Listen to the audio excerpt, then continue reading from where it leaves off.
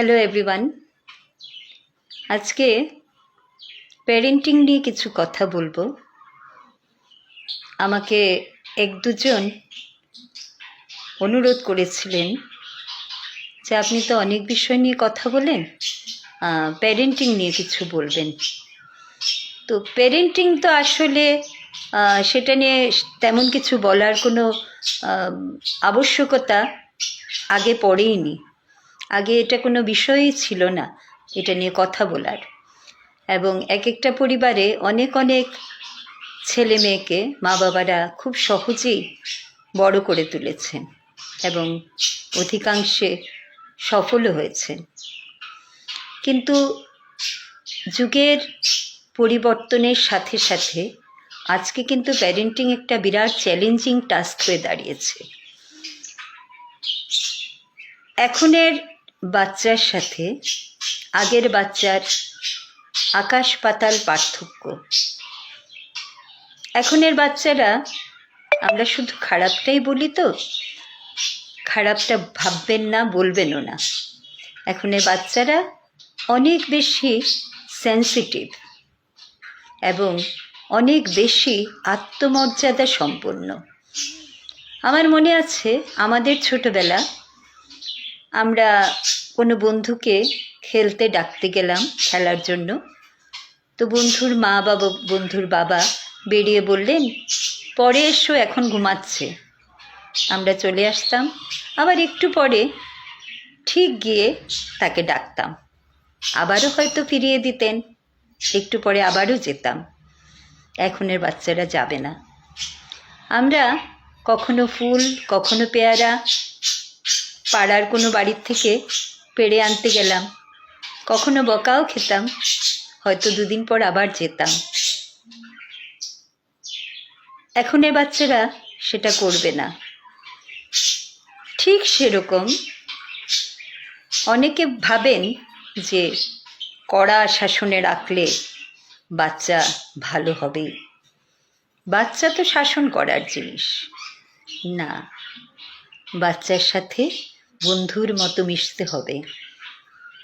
সে তার অন্য ভাই বোন যদি থাকে তবুও, আর যদি না থাকে তো আরও বেশি করে তাকে সময় দিতে হবে, তাকে বুঝতে হবে তাদের মনে কি চলছে, সেটা আগে বুঝে তারপরে তাদেরকে ডিল করতে হয়।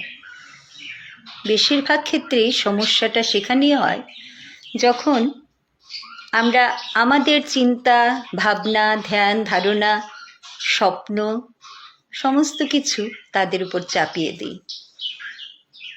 আমার কোর্সের মধ্যে একটা উইংস অফ ফায়ারের একটা ছোট্ট পোর্শন ছিল। সেটার মধ্যে যখন এপিজে আব্দুল কালাম বাইরে পড়াশোনা করতে যাবেন, তখন তার মা রাজি হচ্ছিলেন না। তখন তার বাবা খালিল গিবরানের কিছু কথা দিয়ে তার মাকে বুঝিয়েছিলেন, Your child has been born out of life's longing for itself. তার জন্ম হতোই, আমরা উপলক্ষ মাত্র, সে পৃথিবীতে আসারই ছিল। কাজেই তাকে তার মতো করে বাঁচতে দিতে হবে। The exact words were, Your children are not your children. They are sons and daughters of life's longing for itself.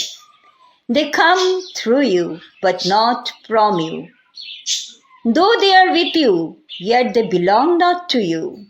You may give them your love, but not your thoughts. They have their own thoughts. You may house their bodies, but not their souls. Their souls dwell in the house of tomorrow, which you cannot visit, not even in your dreams. You may strive to be like them, but seek not to make them like you. Life goes not backward, nor tarries with yesterday. You are the boughs from which your children, as living arrows, are sent forth. The archer sees the make upon the path of the infinite, and he bands you with his might. that his arrows may go swift and far. Let your bending in the archer's hand be for gladness. For even as he loves the arrow that flies, he also loves the bow that is stable. Such beautiful words were those. এখনের বাচ্চারা অনেক বেশি sensitive. তারা খুব বেশি চিন্তা ভাবনা করে ডিপলি যে কোনো জিনিস নিয়ে। আগে সেটা করতো না। আমরা যখন ছোট ছিলাম আনন্দ করতাম, খেলতাম, পড়তাম, যখন যে যা বলতো করতাম, কখনো বকুনিও খেতাম, বকুনি খেলে পর মুহূর্তে ভুলেও যেতাম।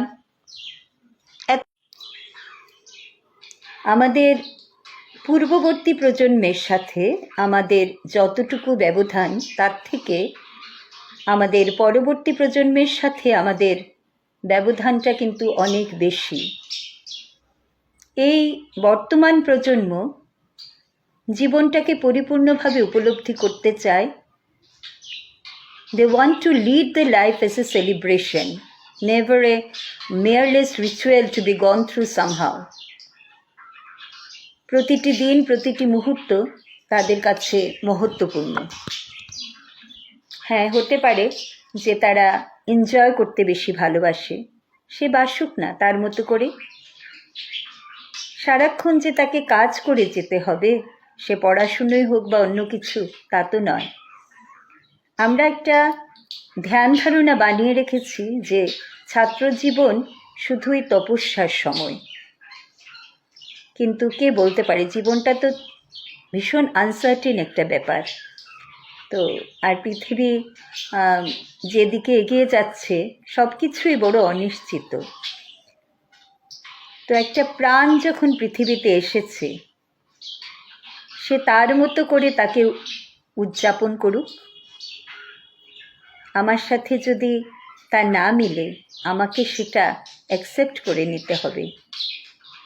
হ্যাঁ, freedom must always be curtailed to a certain extent. কিন্তু এই যে on the rule of the রোডে গার্ডিনার যে বলে গেছেন যে in order to enjoy your freedom fully, you have to curtail it or restrict it to some extent. আবার restriction বা কাটেলমেন্ট যদি খুব বেশি হয়ে যায়, তখন স্বাধীনতা বলতে তো আর কিছু থাকে না। আমরা ভুলটা হয়তো সেখানেই করি। সব মা বাবারা কিন্তু ভালোই চায়, খারাপ কেউ চায় না। মা বাবার থেকে বড় ওয়েলউইশার পুরো পৃথিবীতে নেই। এই কথাটা যে বাচ্চারা বুঝে না তা কিন্তু নয়। আমরা একটা গোটা জীবন কাটিয়ে দিলাম, মা বাবাকে কোনো দিন বলাই হয়নি কতটুকু ভালোবাসি। কিন্তু আজকের প্রজন্ম মা বাবাকে ছোট্ট ছোট্ট গিফট বলুন, মেসেজ বলুন, এসব দিতে চায়, বলতে চায় তারা তাকে কতটুকুন ভালোবাসে। তাই মাদার্স ডে, ফাদার্স ডে এসব করুক না সেলিব্রেট তাদের মতো করে। তারা বুঝাতে চায় how important you are in their life. কিন্তু আমাদেরকেও বুঝতে হবে যে তাদেরকে স্পেস দিতেই হবে। যে স্পেসটা হয়তো আজকের পৃথিবীতে দেখা যাচ্ছে যে বড় হয়ে তারা যখন ঘরবাড়ি ছেড়ে অন্য আস্তানায় থাকছে জীবিকার প্রয়োজনে, তখন দেখা যাচ্ছে ঘরে ঘরে মা বাবারা একা। তখন তো পুরোটাই স্পেস দিয়ে দিয়েছেন। তো ছোটোর থেকে যদি একটুকু করে করে স্পেস দেওয়া হয় না, পরবর্তীতে বোধহয় এত বড় স্পেস দিতে হয় না যে এতটা দূরত্ব এসে যায়। তো আজ এ পর্যন্তই থাক। এ বিষয় নিয়ে আমরা আরও ডিটেলসে কথা বলবো যদি আপনাদের সাড়া পাই। আজ 25 বছর হলো শিক্ষকতা করছি। বাচ্চাদের নিয়ে অনেক অভিজ্ঞতা আপনাদের সাথে আমি ভাগ করে নেব। আপনাদের মতামতও জানবো, ঋদ্ধ হব। তো আজ এ পর্যন্তই থাকুক। পরবর্তীতে এ নিয়ে আরও কথা হবে। সাথে থাকবেন। আপনাদের মন্তব্য দিয়ে আমাকে উৎসাহিত করবেন এ ব্যাপারে আরও কিছু কথা বলার হলে। ধন্যবাদ।